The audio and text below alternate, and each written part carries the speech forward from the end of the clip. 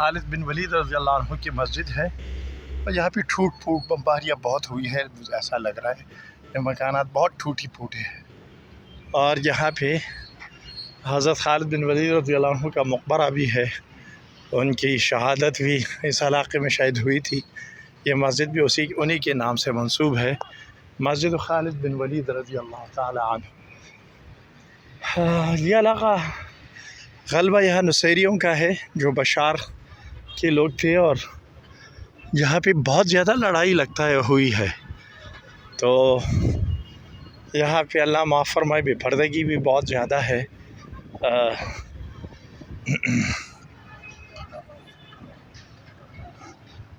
ماشاء اللہ، الحمدللہ۔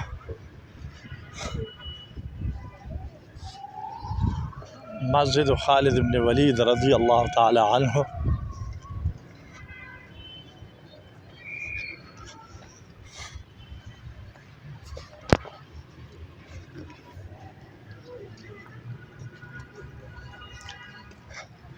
بڑے بڑے اس کے وہ بنے ہوئے ہیں۔